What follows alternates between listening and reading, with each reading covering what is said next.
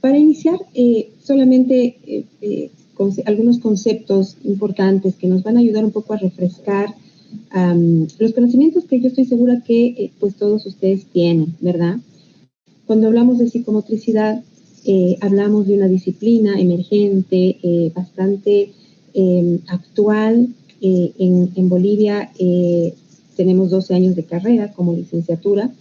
Es una disciplina que pues concibe a la persona o al ser humano desde una mirada global, sin separar sus partes constitutivas. Concibe al cuerpo como un aspecto que se construye y que de alguna manera a todos a quienes trabajan con el movimiento es fundamental que podamos conocer algunos elementos de esta disciplina. Otro aspecto importante, estamos hablando de las bases, ¿no? Otro aspecto importante que es el que un poco nos va a permitir entender esto de que deben haber elementos que se deben desarrollar previamente al deporte, es el entender que el ser humano o que el niño es una globalidad y que cuando este niño se nos presenta, por ejemplo, en la escuela deportiva, necesitamos mirarlo desde esta globalidad. Normalmente pasa que muchas veces, por ejemplo, cuando el niño accede a una de estas escuelas deportivas, se lo mira solo desde el movimiento, se lo mira solamente desde la coordinación, el equilibrio, pero pues desde la mirada psicomotriz, este niño no solamente, ¿no es cierto?, acciona elementos del área motora. Entonces vamos a comenzar de este concepto fundamental para nosotros los psicomotricistas, que es la globalidad del ser humano, que nos va a permitir entender que nuestra intervención desde el punto de vista deportivo, en este caso, también tiene que ser global. Entonces, cuando hablamos del niño, entendemos que pues, el niño está inmerso en un sistema que se llama sistema persona y que se va desarrollando desde los diferentes componentes de este sistema persona, que son el subsistema motor instrumental, el subsistema tónico emocional afectivo y el subsistema práctico cognitivo, se va desarrollando como una globalidad. Es decir, estos sistemas, como ustedes ven en la pantalla, se engloban, se dinamizan, se conjuncionan y se presentan siempre juntos, nunca separados.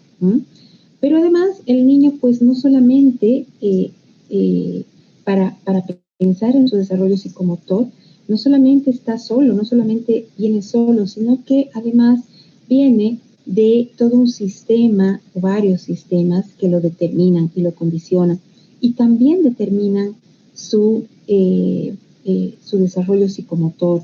¿Cuáles son estos sistemas? Un sistema familiar.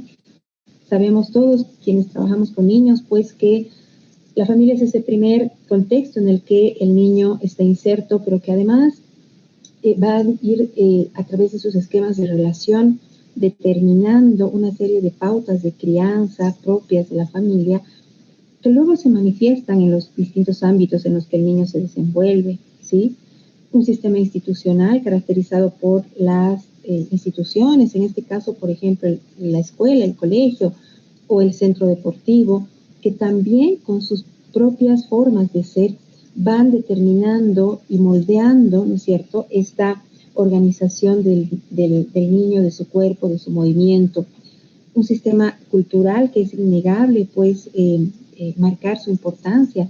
Sabemos que la cultura, a través de las pautas de crianza, atraviesan la construcción del cuerpo en el niño y pues esto determina también que todo lo que nos está pasando, por ejemplo, en este momento la pandemia, que hace referencia a un sistema ecológico en el que evidentemente el entorno va a impactar de una manera específica este desarrollo psicomotor. Todos estos elementos hacen que cuando nosotros hablamos del niño, pensemos en esta globalidad. El niño y sus actividades, sus acciones, el ser humano, no solamente el niño, cualquier actividad del ser humano es esencialmente psicomotriz, cualquiera que sea. ¿Por qué? Porque juegan o se accionan elementos de estos tres subsistemas que hemos hablado. elementos que corresponden al subsistema motriz instrumental, al subsistema práctico-cognitivo y al subsistema tónico-emocional. Estos tres subsistemas coexisten permanentemente en cualquier actividad del niño, ¿sí? Si analizamos, por ejemplo, estas fotos y vemos en la primera actividad niños saltando en unas hojitas de papel periódico y pues entendemos que desde el punto de vista motor hay una serie de elementos que se accionan, que tienen que ver con el equilibrio, con la coordinación dinámica general, con el control del cuerpo, con la postura, elementos que corresponden a este subsistema motriz instrumental. Sin embargo, también hay elementos del sistema práctico, del subsistema práctico cognitivo, es decir, del área cognitiva, que entran en juego en este tipo de actividades. Elementos como, por ejemplo, que los niños tienen que acordarse, haber escuchado la consigna que les dio el profesor, relacionarla con algo que conocen o tal vez no, hacer memoria de eso que se les explicó. Se pone en juego el lenguaje comprensivo porque tienen que decodificar eso que le dijeron. Se pone en juego también elementos del área emocional, de este subsistema tónico emocional, en el que pues la mayor parte de los niños disfrutan muchísimo de esta actividad, disfrutan muchísimo de de estas actividades que ponen en juego el placer, ¿no es cierto?, por el movimiento. Ponen en juego en esta etapa de estos niños que tienen 3, 4 años tal vez, 2, 3 años, ponen en juego la estimulación también laberíntica que libera las endorfinas y que permite que estos niños disfruten estas actividades. Pero también podemos entender que hay niños que no disfrutan estas actividades. Profesores de educación física saben muy bien esto, porque hay muchos niños que de repente, cuando el profesor da la consigna y dice, bueno, ahora vamos a saltar, hay niños que se nos quedan mirando, que prefieren pasar desapercibidos, que ponen en juego algunos mecanismos de defensa para no saltar, para no involucrarse. Y es que justamente en la clase de educación física es donde el cuerpo se pone en evidencia y donde realmente se accionan elementos de estas tres áreas y que el profesor de educación física, el entrenador, aquella persona que trabaja con el movimiento debe tomar en cuenta esta globalidad. El niño no llega solo, no llega solamente a correr, a saltar, a trepar.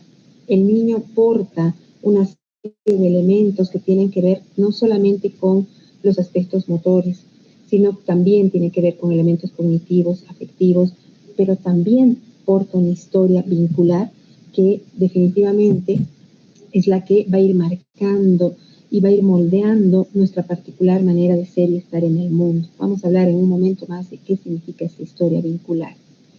Pues toda actividad del ser humano, lo decíamos, aunque no sea referente a la niñez, toda actividad del ser humano es esencialmente psicomotriz, porque en ella, en cualquier actividad, entran en juego elementos de estos tres subsistemas que permanentemente se dinamizan, ¿no?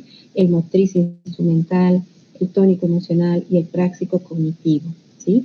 En cualquier deportiva, como en este caso en la gimnasia, en esta disciplina de trampolín, pues se accionan elementos que tienen que ver con el cuerpo. Pensemos en estas gimnastas, el control de la postura, el control, no solamente el juego, el interjuego entre músculos agonistas y antagonistas, sino todos los aspectos que tienen que ver con la tensión, la relajación para poder controlar esta posición que no es una posición anatómica. Todo lo que hace referencia a el nivel de interiorización del movimiento, pero también elementos del área cognitiva. En esta disciplina, por ejemplo, tiene que haber una perfecta organización del movimiento al espacio. El trampolín que se encuentra 5 o 6 metros debajo debe ser impactado en un lugar específico para que pues la prueba valga. Esto implica una organización espacial del movimiento, temporal del movimiento, implica una memoria motriz desde el punto de vista cognitivo, implica elementos que tienen que ver con que este cuerpo, este esquema corporal se haya interiorizado y actúe solamente con esquemas cognitivos que le permitan organizar su movimiento. Desde el punto de vista emocional, pensemos lo que está pasando a nivel de las emociones de estas gimnastas, toda la sensación tal vez de placer, de displacer, de miedo, de temor a fallar, pero también el disfrutar estas sensaciones laberínticas que se manifiestan en el cuerpo y en el tono muscular. Por lo tanto, toda actividad del ser humano pues es esencialmente psicomotriz. Cuando nosotros trabajamos con el movimiento en cualquiera de sus etapas, ya sea el movimiento espontáneo en las primeras etapas, el movimiento más organizado como lo es la iniciación predeportiva o en el deporte de alto rendimiento, no podemos olvidar esta globalidad, este sistema, estos sistemas que se van imbrincando, que están tejiendo un entramado que pues se hace carne en el cuerpo y que cuando trabajamos dentro de la... Vamos a seguir hablando de fases que son las que nos van a permitir entender los elementos conceptuales que sustentan a la psicomotricidad deportiva, nos van a permitir de que pues hay una serie de elementos que entran en juego para que un niño tenga o no tenga un buen desarrollo psicomotor.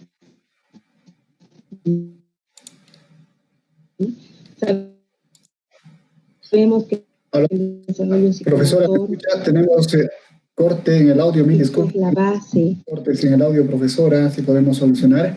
Tenemos pequeñas interferencias en su audio.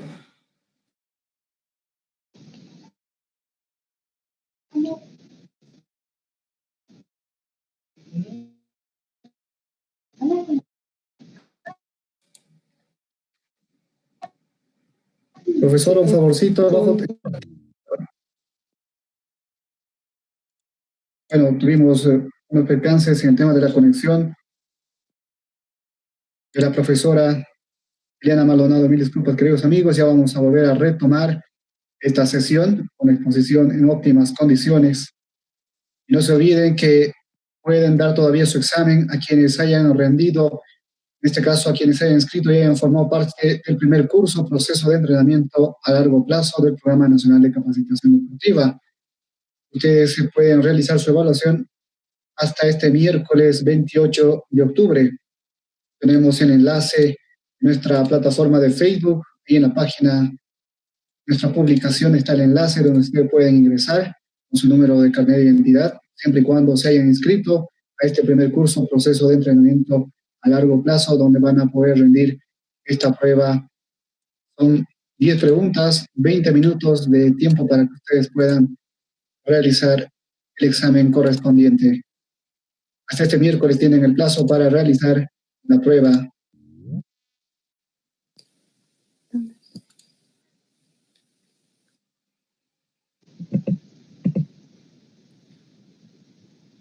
¿Ahora se escucha? Ahora sí, profesora, por favor, adelante. Perfecto, sí. Perfecto. He reiniciado entonces el audio. Mil disculpas, me he cambiado de señal. Perfecto, profesora. De internet. Entonces, Toñito, perdón, me dices, no sé si te escuchó hasta dónde, no sé si... Ahí está bien. Repetirlo del desarrollo psicomotor. Perfecto. Desarrollo psicomotriz, un favorcito, profesora. La parte inferior al centro deja de compartir, si lo podemos poder ocultar para que salga completo. Ok, perfecto. Perfecto, ahora sí. Ahora sí, ok. Bueno, mil disculpas. Entonces, decíamos que pues hay una serie de elementos que entran en juego para que un desarrollo psicomotor sea estable. Sabemos todos esto es algo que es de dominio común, que el desarrollo psicomotor es la base, ¿no es cierto?, no solo de los aprendizajes escolares, sino también de lo que es el rendimiento deportivo, la iniciación deportiva. Si no hay un buen desarrollo psicomotor, estamos seguros pues que el aprendizaje escolar, por ejemplo, se va a ver afectado, pero también el rendimiento deportivo. Entonces, vamos a hablar de cuáles son estos elementos que condicionan a que haya un buen desarrollo psicomotor, ¿sí? Elementos que evidentemente tienen que ver y se enmarcan dentro de esta globalidad que ya habíamos mencionado. Este primer aspecto que nos marcaba la idea de que, pues, cuando trabajamos con el movimiento, no podemos entender al niño solamente desde el movimiento, sino que tenemos que mirarlo desde esta globalidad, este entramado de funciones que dan lugar, ¿no es cierto?, a un estilo particular de funcionamiento. Entonces, ¿qué aspectos son estos que condicionan al desarrollo psicomotor? Por un lado, está todo lo que hace referencia al bagaje neurológico, ¿sí?, al desarrollo neurológico, a lo que heredamos, con lo que nacemos, a este equipamiento neurobiológico.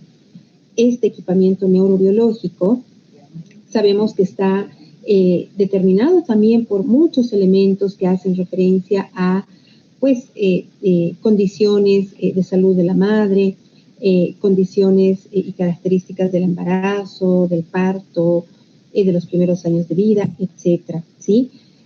Cuando hablamos entonces de el bagaje neurológico, nos referimos siempre al equipamiento neurobiológico con el que un bebé nace.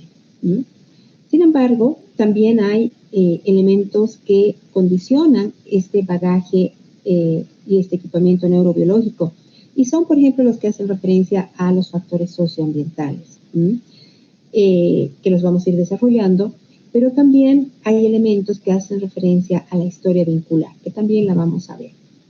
Entonces, cuando hablamos, por ejemplo, de este bagaje o este equipamiento neurobiológico, que es el equipamiento que porta un bebé cuando nace, que es lo que se le hereda, lo que recibe del otro, que es en este caso papá, mamá, hablamos siempre de todos los aspectos que tienen que ver con el desarrollo neurológico.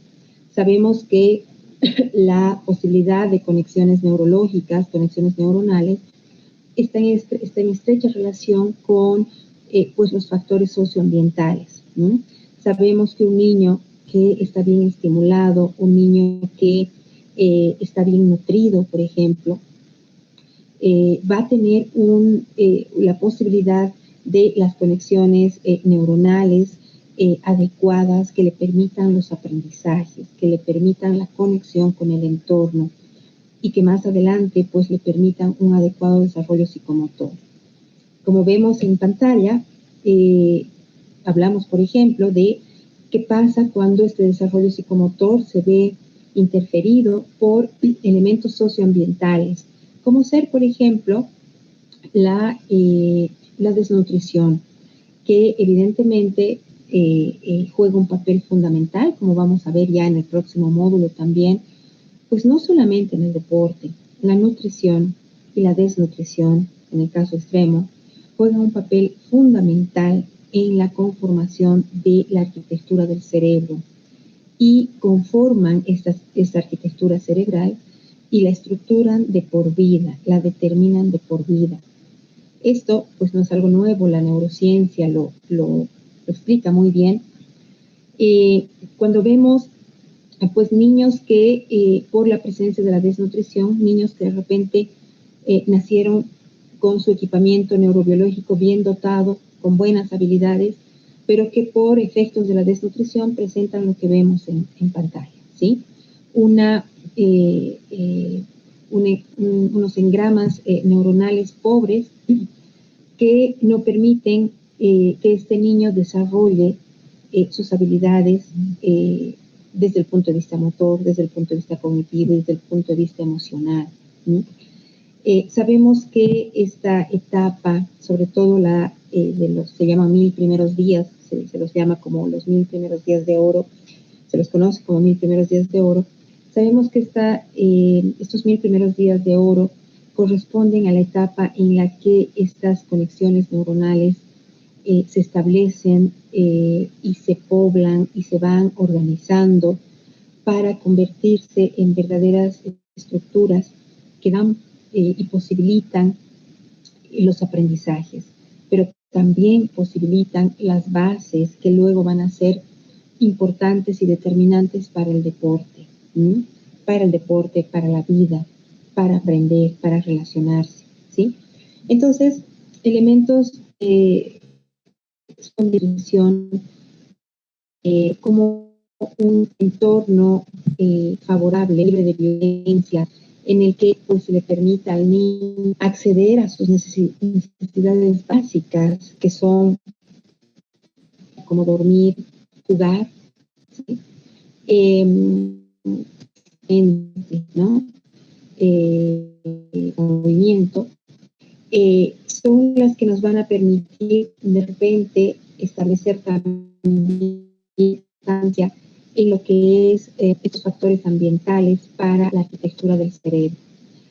La neurociencia también lo ha ido marcando este concepto de estrés tóxico y que nos dice que todo niño que está o al que no se le permite acceder a los derechos básicos de la niñez, y uno de estos es el juego y el movimiento, ¿no es cierto?, sufre un estrés tóxico que es conocido como el estado tensional y que se manifiesta en el cuerpo, el estado tensional por el que pues los niños sienten y van desarrollando sensaciones de inseguridad, sensaciones de poca adaptación al entorno. Esto nos lleva a pensar de que pues los elementos del entorno que determinan el surgimiento del estrés tóxico son aquellos que no permiten que el niño explore, por ejemplo, a través del movimiento, no permiten que el niño juegue en las primeras etapas.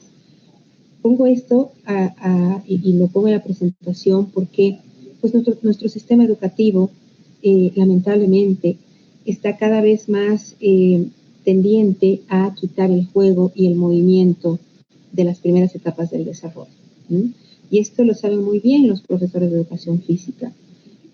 Sabemos que pues, los 45 minutos que se tienen en muchos casos a la semana y en algunos casos 2 periodos del área de educación física en el currículum, pues no permiten que se cumpla con este derecho del niño, el derecho al movimiento y a la exploración y al juego libre, espontáneo.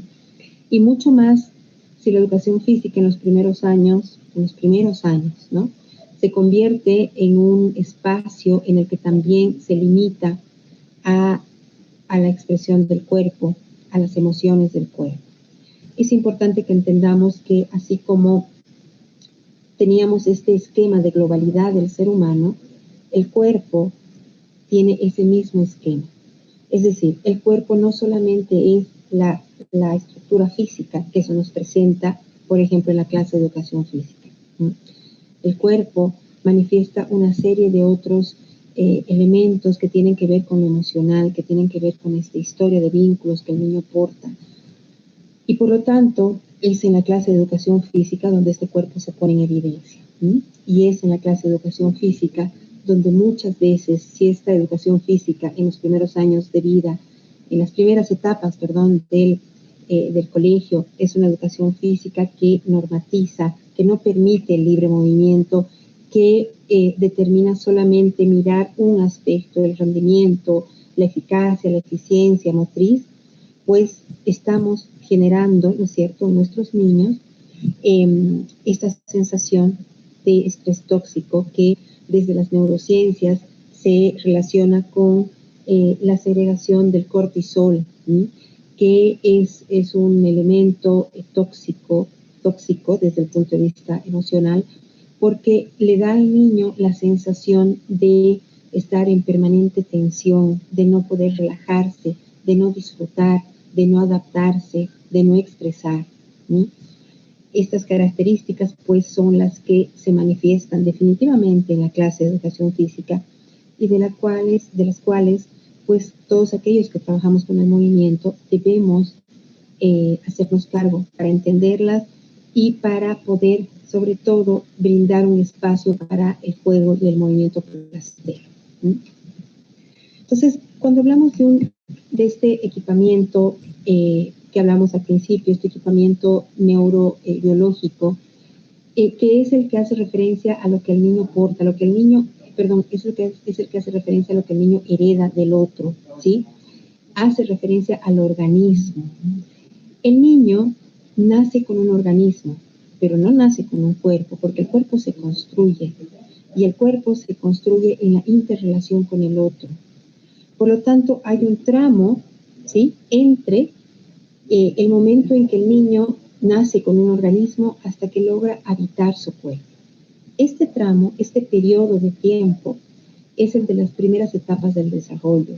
Este periodo de tiempo es el que le corresponde a la psicomotricidad, ¿no?, y acompañar este proceso. Pero también en las primeras etapas del desarrollo hay otros profesionales que acompañan este proceso.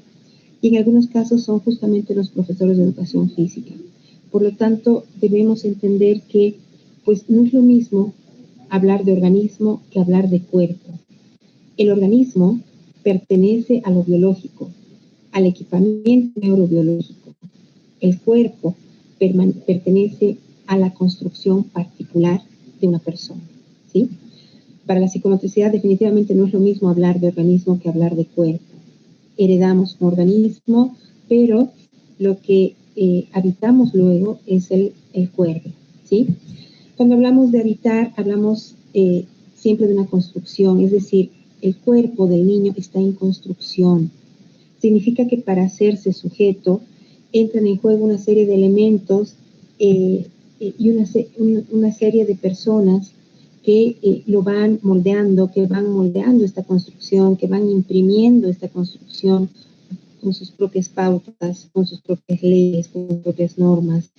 Y esta es justamente es la etapa también de las instituciones, en este caso la escuela, pero también en algunos casos las escuelas deportivas, donde pues llegan estos niños que por un lado aparecen o se los presenta con un equipo o con un equipamiento neurobiológico, pero que de su cuerpo dicen poco, porque no han tenido tal vez la posibilidad de construirlo, de apropiarse de él, de vivenciarlo, de hacerlo propio.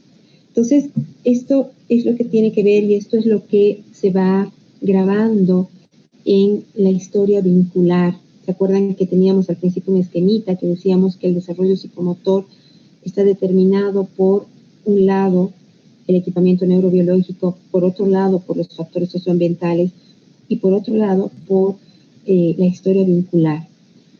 La historia vincular es la historia de los vínculos, de las primeras etapas del desarrollo, pero que van además construyendo en forma particular, en forma subjetiva, en forma personal al cuerpo y al movimiento. Por lo tanto, aquellos profesionales que trabajan con el movimiento y con el cuerpo deben tener en cuenta esta construcción de la historia vincular, que es la que de repente se hace carne en la vivencia del cuerpo, ¿sí? La forma que tenemos de transitar el mundo, de conectarse con nosotros, definitivamente tienen que ver con esta historia de vínculos, ¿sí? Por lo tanto, cuando un niño llega a una de nuestras escuelas deportivas, porta, además de su equipamiento neurobiológico, porta una historia vincular que la pone en acción a través del juego, a través del movimiento, a través de su postura. Por lo tanto, queridos profesores, entrenadores, ustedes que trabajan con el movimiento, pues no podemos desconocer este aspecto. El niño no es solamente coordinación, equilibrio, ritmo, organización en el espacio, tiempo, no. El niño llega con un cuerpo que está en construcción y que está en plena etapa de construcción y que está siendo atravesado está siendo atravesada esta etapa de construcción por esta historia de vínculos que, otra vez lo digo, se manifiestan en la forma del juego, en la forma de la postura, en la forma del movimiento. Por lo tanto, pues hablar de las bases de las distintas disciplinas deportivas es hablar siempre, ¿no es cierto?, de estos ejes de la psicomotricidad, estas bases que de alguna manera se convierten en elementos necesarios para poder pensar en que el niño pueda desenvolverse y pueda tener un rendimiento deportivo adecuado. Estas bases tienen que ver con los ejes de la psicomotricidad: cuerpo, espacio y tiempo, que yo sé que son parte de la planificación de muchas de sus actividades.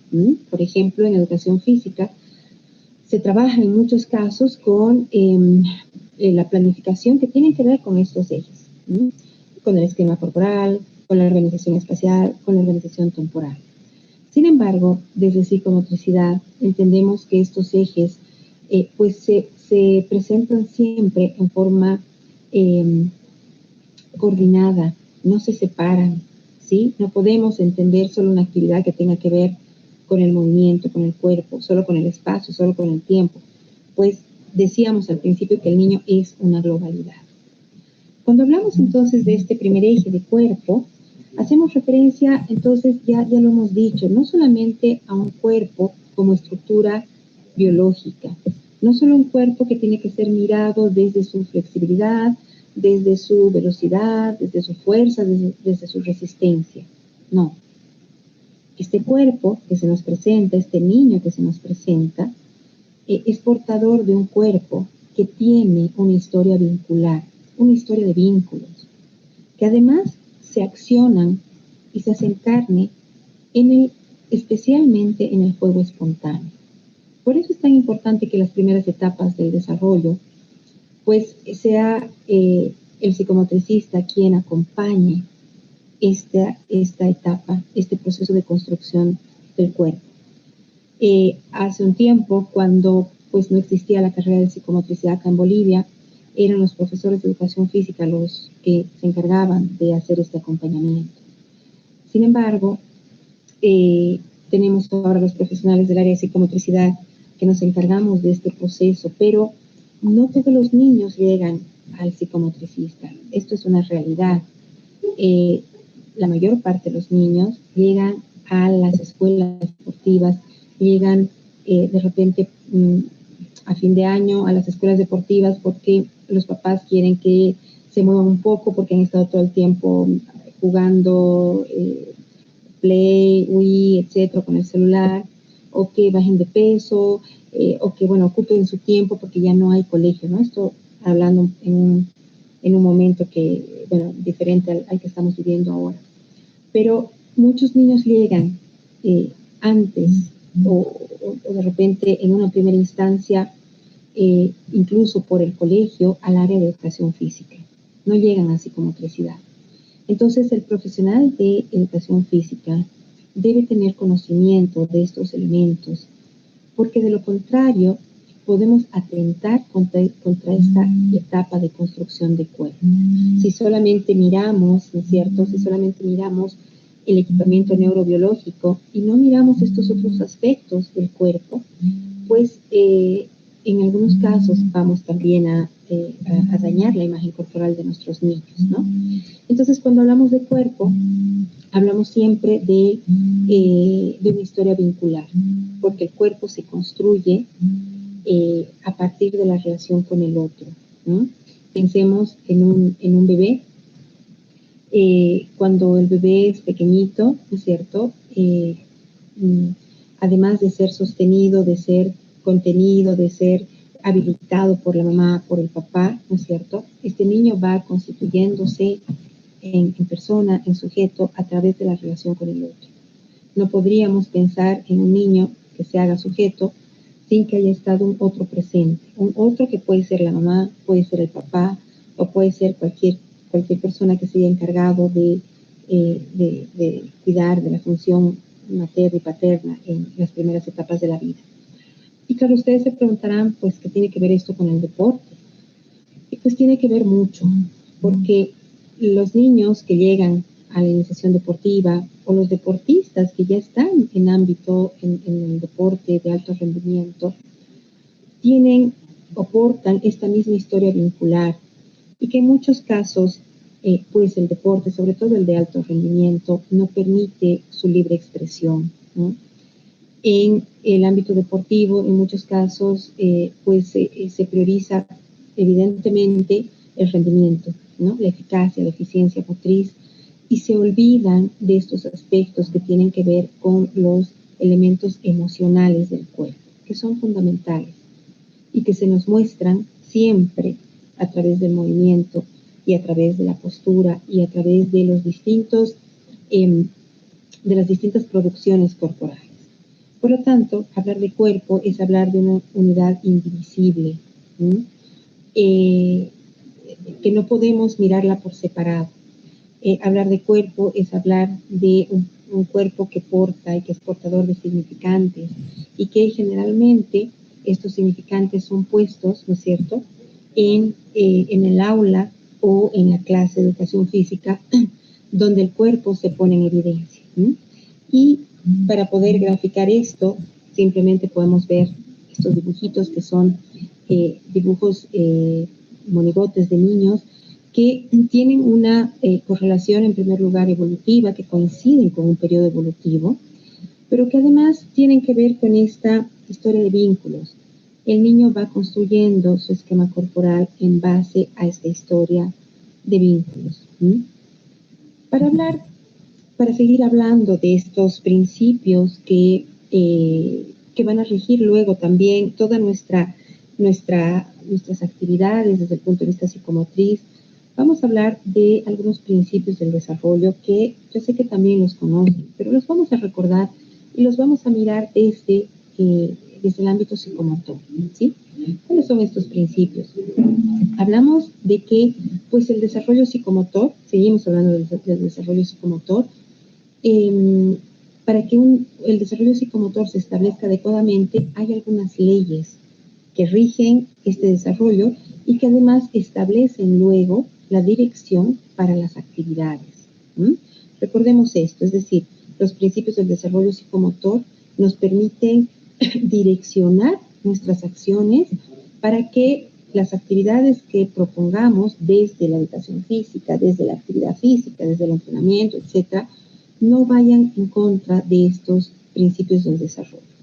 Estos principios del desarrollo psicomotor están regidos evidentemente por este equipamiento neurobiológico, están regidos por procesos importantes en el desarrollo neurológico. Procesos que tienen que ver con la mielinización. Recordemos que la mielinización son periodos sensibles en el desarrollo neurológico que permiten los aprendizajes. Y estos principios están de alguna manera sustentados por los procesos de mielinización. ¿Cuáles son estos principios del desarrollo psicomotor? El principio cefalocaudal y el principio próximo-distal. ¿Qué significan estos principios? Que estoy segura que los hemos estudiado en diferentes instancias.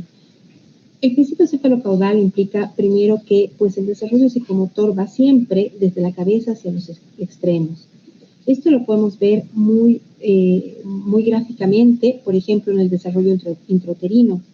Cuando pensamos en el desarrollo del bebé y en cómo se va estructurando este desarrollo en el vientre de la mamá, pues este desarrollo cumple con este principio cefalocaudal.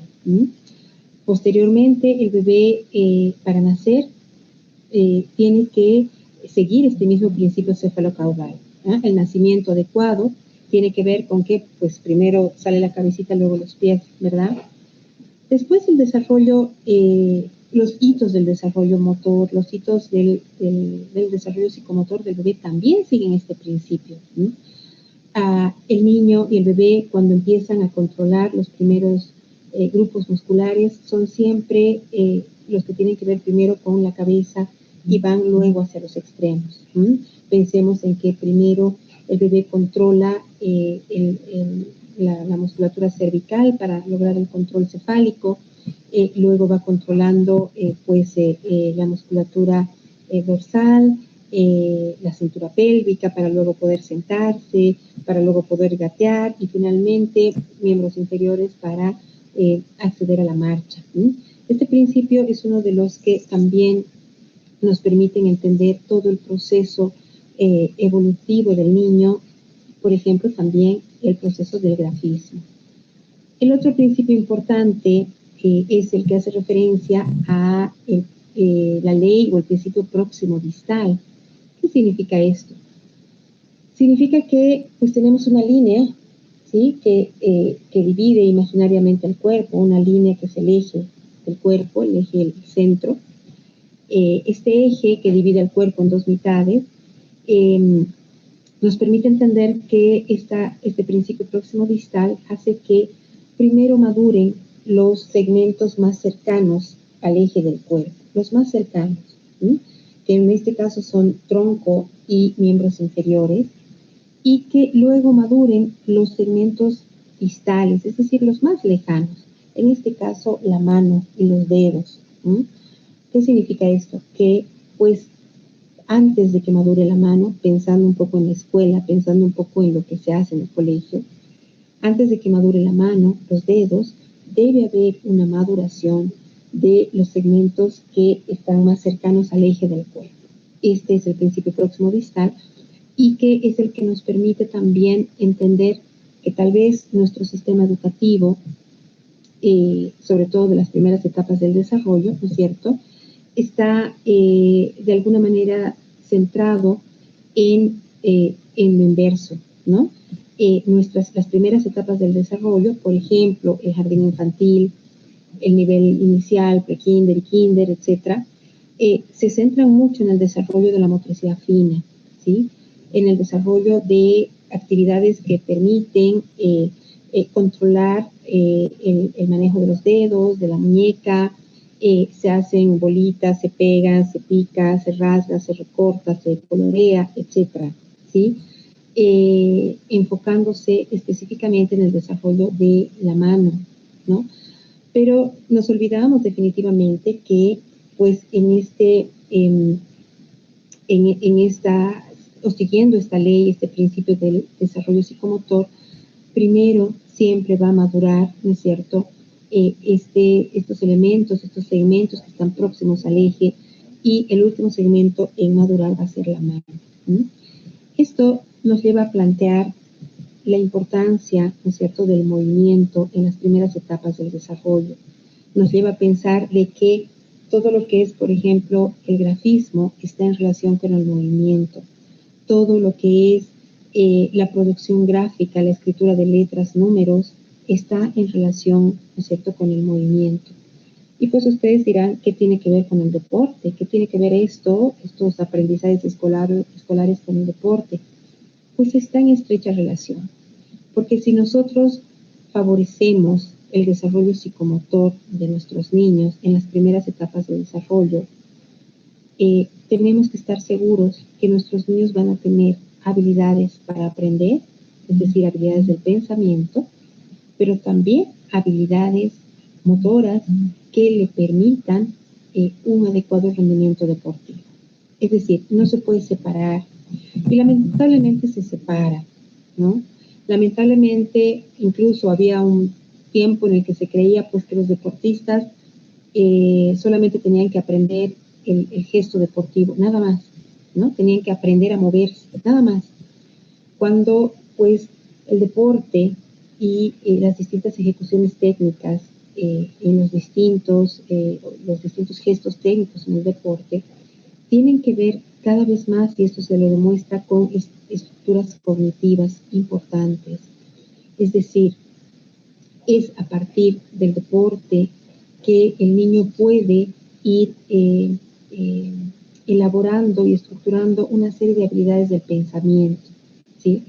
Si nosotros pensamos, por ejemplo, en qué implica pues hacer un pase en el fútbol, implica definitivamente que el jugador pueda organizarse rápidamente en su movimiento, pueda organizarse rápidamente, organizar su movimiento rápidamente en el espacio y en el tiempo. Implica que el jugador debe tener debe hacer un cálculo de distancia, de velocidad rapidísimo, casi imperceptible, para adecuar su movimiento, ¿no? Por ejemplo, si está en mitad de la cancha, pues va a patear de distinta manera a que si está más cerca, ¿sí? Es decir, su movimiento se va a organizar en función de este cálculo de distancia, de velocidad, de ritmo, ¿sí? Ese cálculo es rapidísimo, ¿sí? No es que el deportista se para y se pone a pensar cuánto mide de acá a acá, cuánto está el arco, dónde está el arco, no. Es prácticamente el movimiento unido al pensamiento. Esas mismas habilidades le van a permitir al niño, por ejemplo, desempeñarse adecuadamente en las habilidades, por ejemplo, en las materias de física, de matemáticas, donde se tienen que hacer cálculos de distancia, de velocidad, de tiempo, de ritmo, donde los ejercicios que les dan los profesores de estas áreas exactas, ¿no es cierto?, tienen que ver con la capacidad de hipotetizar, de deducir. Esto mismo se lo hace en las ejecuciones técnicas y la organización táctica en los deportes, ya sean los deportes individuales o los deportes de conjunto. Se trabajan con elementos del área del pensamiento. Esto, queridos amigos, nos debería llevar a plantear, pues, que nuestros deportistas, si tienen realmente un buen nivel, un buen desempeño deportivo, deberían ser también hábiles en el aprendizaje. Deberíamos poder hacer una correlación entre los niveles de rendimiento deportivo y el nivel de desarrollo cognitivo de nuestros niños. Yo les aseguro desde el punto de vista psicomotor, que además lo he vivido y lo he probado un poco con mis hijos, que pues el garantizar que este proceso de construcción de la corporeidad que hablábamos al inicio se dé de una forma natural, de una forma espontánea, de una forma placentera.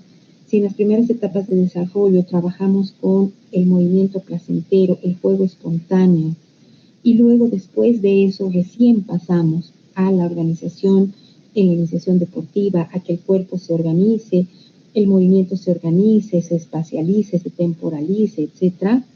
Les aseguro que vamos a tener niños que no solamente van a ser niños hábiles para el deporte, vamos a tener niños hábiles para el aprendizaje, niños además felices porque han construido su cuerpo, se han apropiado de su cuerpo, han logrado habitar su cuerpo, y esto hace que pues uno se pueda sentir bien en la propia piel. Fíjense qué importante lo que decimos, sentirse bien en la propia piel. Esto de sentirse bien en la propia piel tiene que ver básicamente con que el niño pueda construir su cuerpo a través de la relación con el otro, a través del movimiento espontáneo, del juego, a través del juego espontáneo, del movimiento placentero, para luego recién poder organizarse de alguna manera de repente los aspectos, por ejemplo, más técnicos, más tácticos que implican el deporte. Esto implica que pues invertir en primera infancia es invertir en el país, no solamente en un niño. No solamente vamos a garantizar que un niño sea mejor deportista, un niño aprenda mejor, un niño sea más feliz y se sienta bien en su propia piel, sino que vamos a garantizar que pues tengamos adultos productivos, seguros, hábiles con su movimiento, hábiles con su cuerpo, con lo poco o mucho que tengan de habilidades motrices, pero hábiles, que les permitan relacionarse adecuadamente, aprender significativamente. Esto va a impactar definitivamente, en todo lo que hace referencia a la producción de un país. Es decir, el país, ¿no es cierto? La economía de un país tiene que ver muchísimo con el poder ser productivo. El invertir en primera infancia determina esta capacidad de productividad. Esto les puedo asegurar. Entonces, estamos hablando un poco de la relación que existía entre el movimiento y el pensamiento en las primeras etapas y decíamos pues que tiene que ver esto con el deporte. Y pues tiene que ver mucho porque es justamente a partir de, estábamos hablando del principio próximo distal, a partir de que en el colegio, tanto en el ámbito primario, de nivel inicial, primario, de aula, pero también en educación física, ¿no es cierto?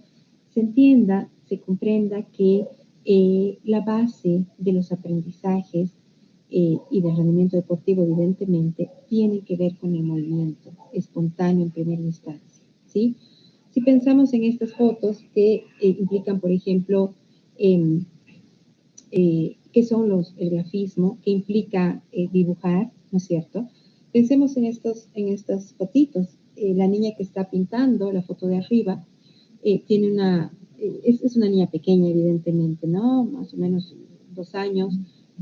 Fíjense cómo toma el pincel en una forma de una trenza palmar invertida propia de su edad. No apoya el brazo sobre el papel, también propio de la edad, pero sobre todo propio de este principio próximo distal.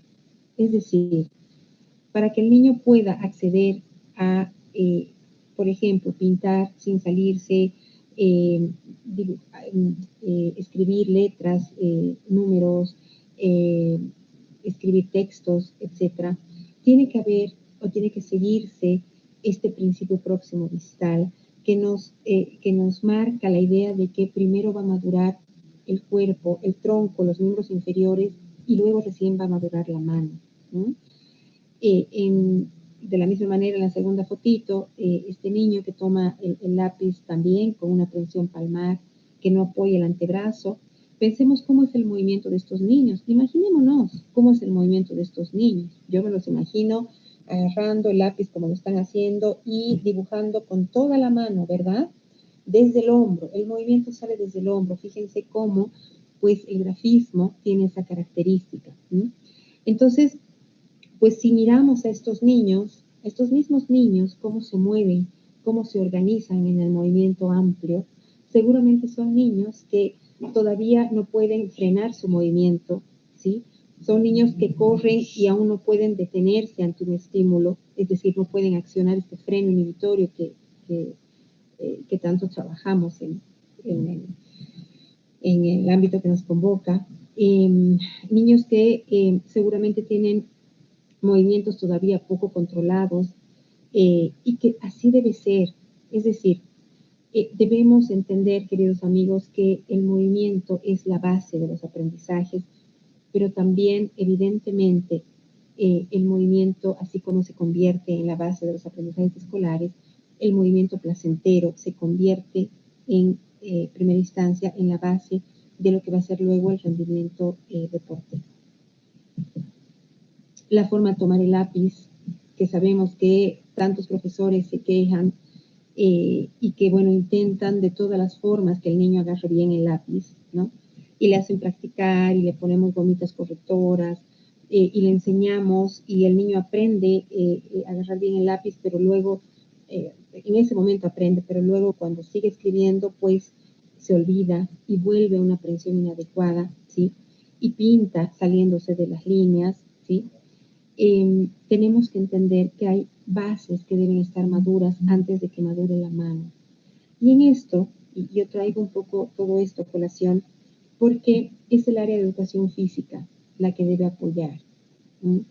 La que debe de alguna manera coordinar, porque decíamos, lamentablemente en nuestro país, porque en otros países sucede de distinta forma, pero en nuestro país la psicomotricidad y el psicomotricista todavía no está presente en todos los ámbitos, en todo el ámbito educativo. Hay muy pocos jardines infantiles o colegios que tienen un psicomotricista. La mayor parte tienen un profesor de educación física. Entonces, es fundamental que el profesor de educación física conozca estos elementos, porque la planificación en educación física en los primeros ciclos, ¿sí?, debería ir de la mano con lo que es la planificación de aula, ¿sí? ¿Qué significa esto? que evidentemente, y esto parece algo que no suele pasar, ¿verdad? La planificación de aula va por un lado y la planificación de educación física va por el otro. Sin embargo, si entendemos que la base de los aprendizajes escolares tiene que ver con el movimiento, tiene que ver con un movimiento controlado, organizado espacial y temporalmente, tiene que ver con un movimiento que antes de frenarse, antes de aprender a inhibirse, debe ser un movimiento amplio, ¿sí? Debe ser un movimiento que es explosivo, espontáneo, amplio, ¿sí? Para luego volverse más chiquito, para luego hacerse más organizado, para luego aplicarse a un espacio pequeñito como es la hoja del cuaderno, ¿no es cierto? Si entendemos estos principios, vamos a aportar también desde la educación física no solamente al deporte. ¿Sí? Lamentablemente, y esto es algo que nos tiene que cuestionar, se toma la educación física solamente desde el punto de vista deportivo. Se piensa en la educación física y se la asocia solamente con el deporte. Y no es así. La educación física coincide o corresponde al ámbito educativo, ¿sí? Y pues la educación física en el ámbito educativo tiene que ver con esto que estamos hablando. Tiene que ver con el desarrollo y el seguimiento de estos principios del desarrollo psicomotor para que el niño logre aprendizajes significativos, ¿no? ¿Qué significa esto?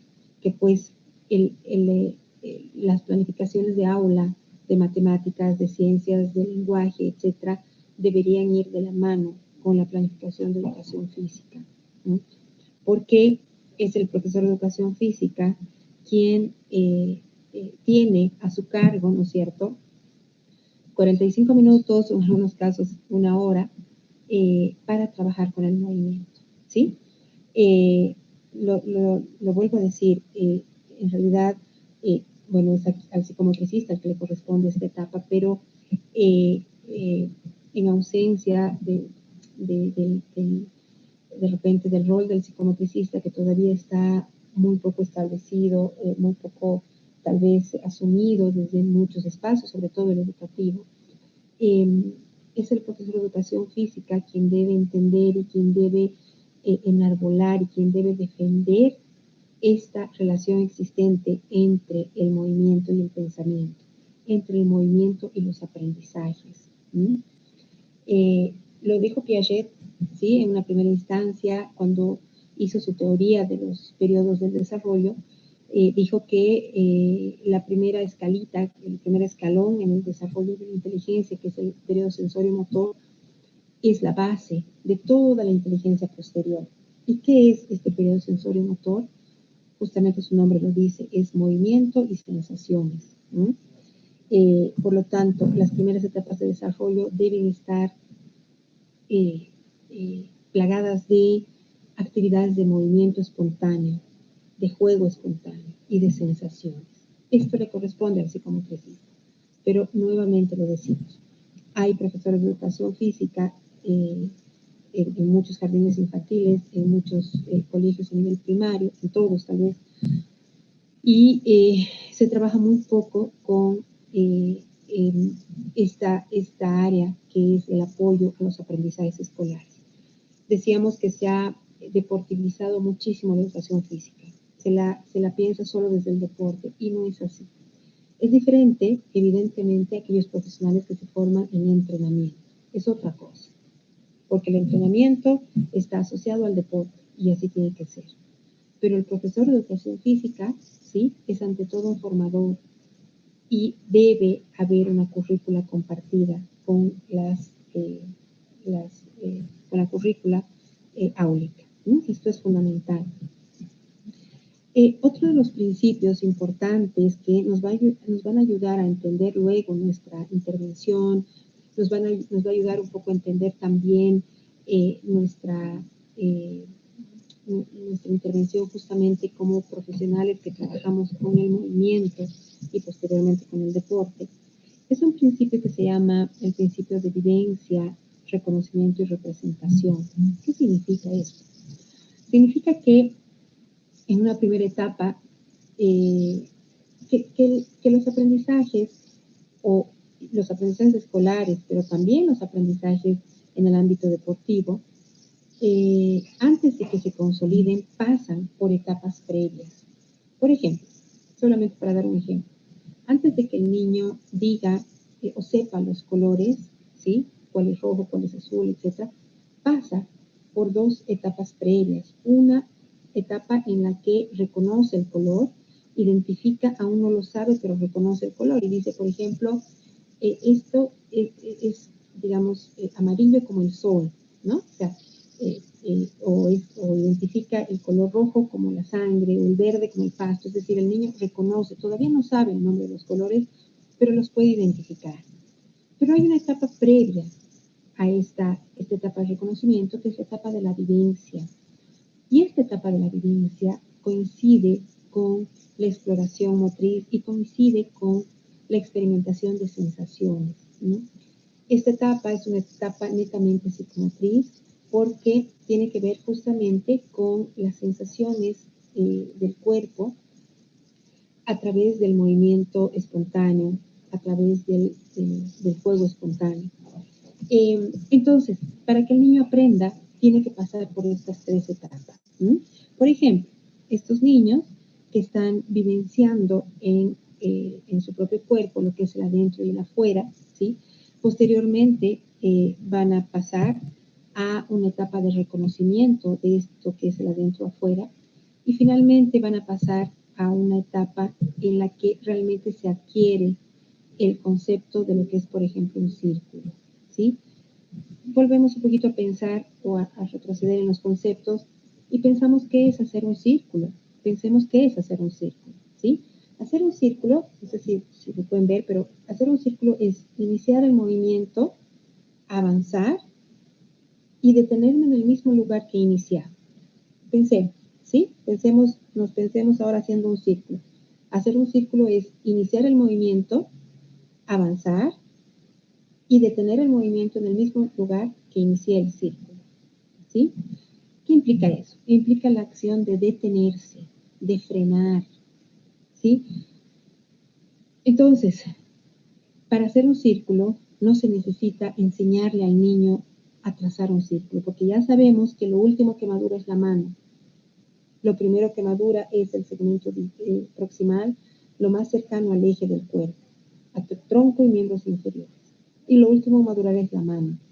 Entonces, para que el niño aprenda a hacer círculos, pues no tenemos que enseñarle a hacer círculos ni agarrarle la manito y hacerle hacer circulitos, para nada. Tampoco necesitamos hacer como en estas actividades que el niño pegue papelitos alrededor del círculo o pegue una lanita alrededor del círculo, para nada. Necesitamos trabajar con las funciones que dan origen a estos aprendizajes. Por ejemplo, decíamos, hacer un círculo implica iniciar mi movimiento, avanzar y detener. Si traslado este concepto al juego amplio, en el espacio amplio, me doy cuenta que son actividades de freno inhibitorio. Son actividades que implican avanzar y ante una orden detenerme.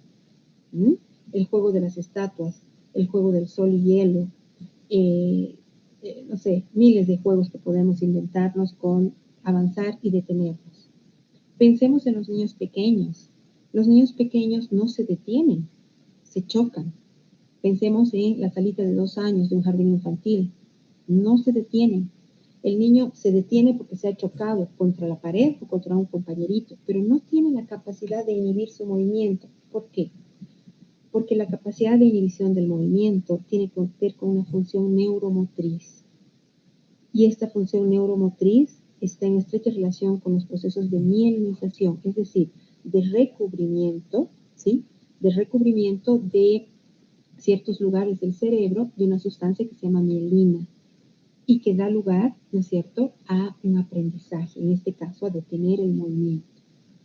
Por ejemplo, en este caso, la posibilidad de detener el movimiento tiene que ver con la capacidad de contracción y relajación. Contracción y relajación. ¿Qué significa esto?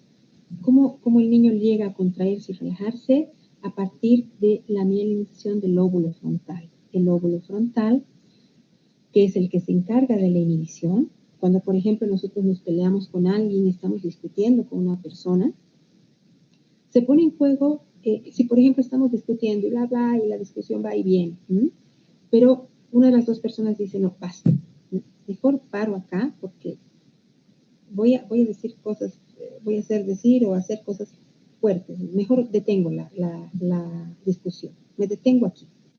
Ahí está activándose el lóbulo frontal, porque está activándose la inhibición, está haciendo un stop. El lóbulo frontal está mandando una señal de detenerse, ¿sí? Pero, ¿cómo pasa esto? El niño pequeño no se detiene, porque su lóbulo frontal no se ha mielinizado todavía, ¿sí? Entonces, ¿qué pasa? Cerca a los 2 años, este lóbulo frontal se mieliniza, se recubre de mielina y permite que el niño empiece a controlar tensión y relajación.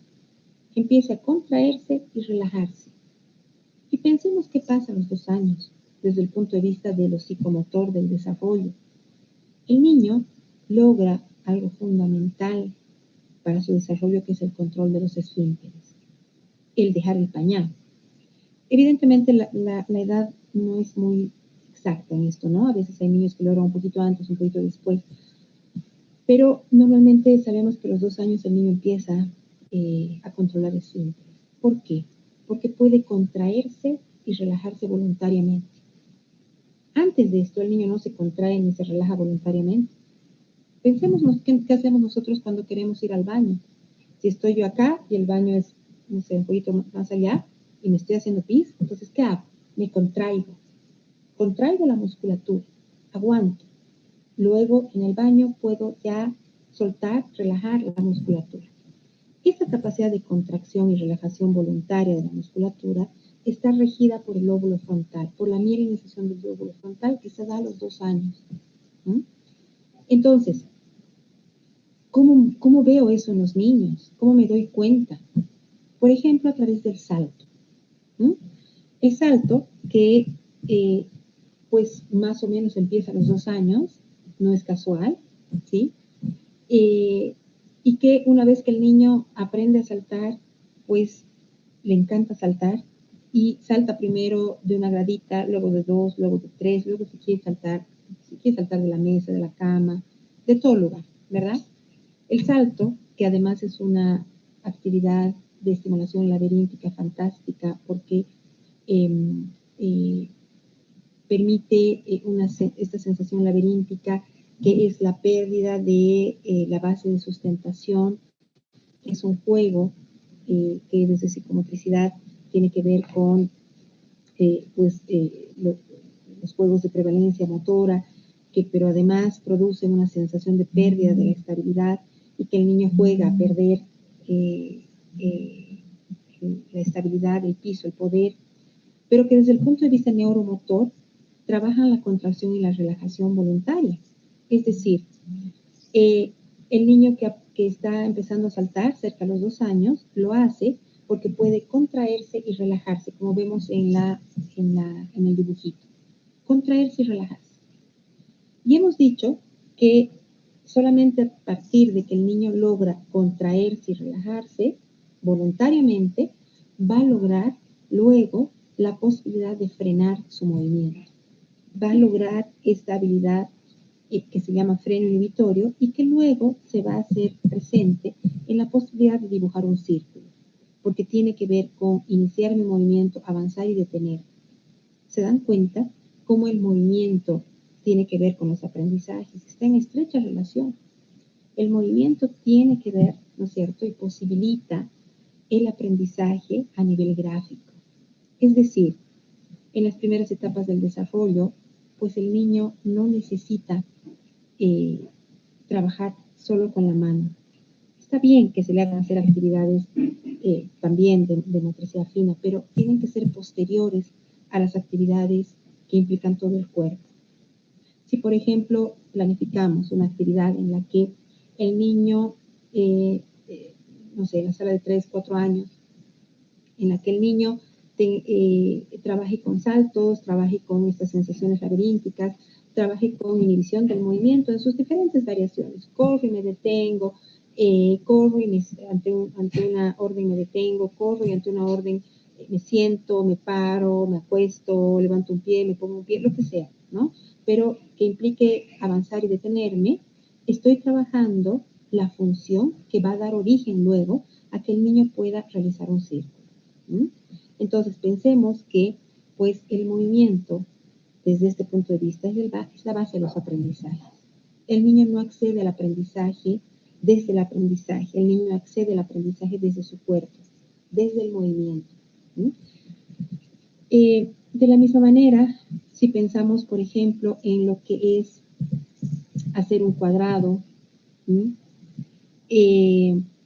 para hacer un cuadrado, el niño tiene que otra vez accionar esta función o esta habilidad de frenar su movimiento de freno inhibitorio, pero ahora más compleja. Porque al hacer un cuadrado, imaginémonos haciendo un cuadrado, implica el inicio mi movimiento, avanzo, me detengo y cambio de dirección. Inicio mi movimiento, ¿no es cierto? Avanzo, me detengo y cambio de dirección. ¿Qué implica este cambio de dirección?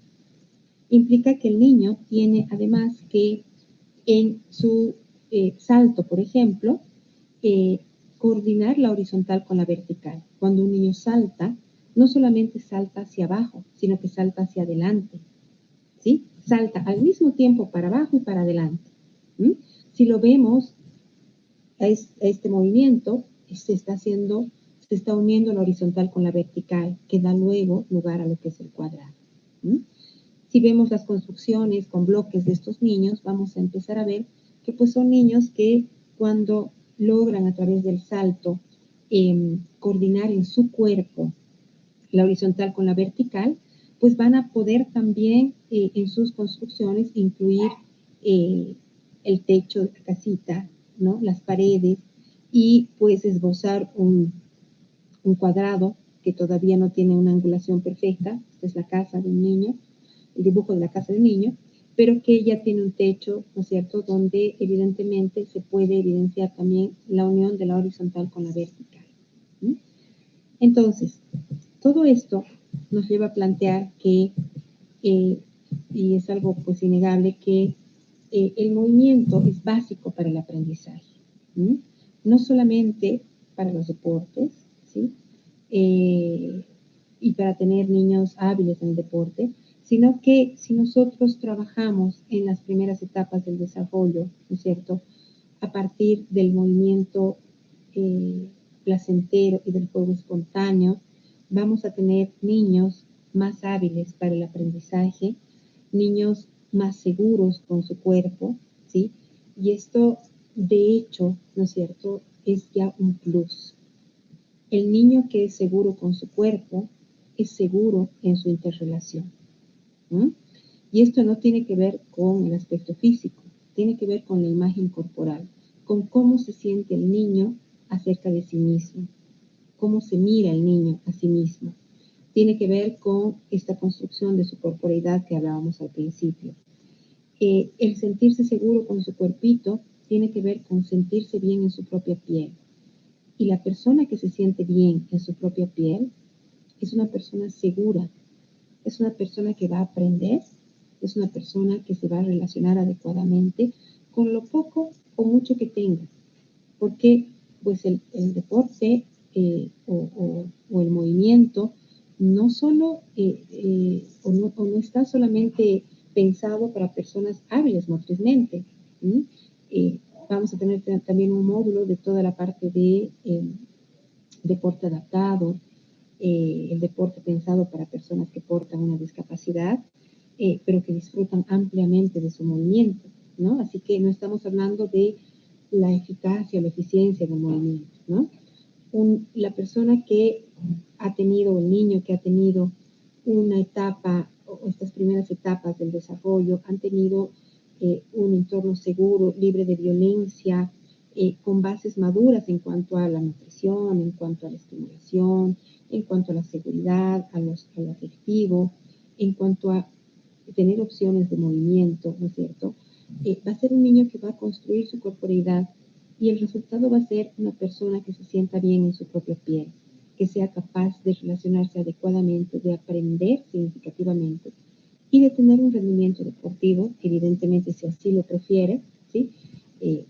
Si se inclina por una disciplina deportiva, un rendimiento deportivo adecuado, porque va a contar con las bases desde lo psicomotor maduras, ¿no es cierto?, para ya sea los aprendizajes o para la iniciación predeportiva, ¿no?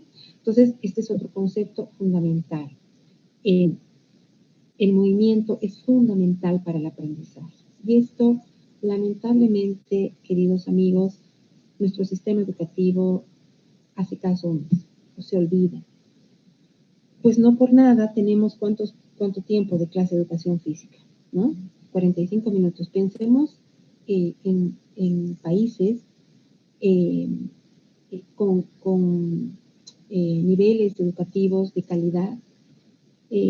Pensemos en cuánto tiempo se trabaja con actividades de movimiento, con actividades de juego.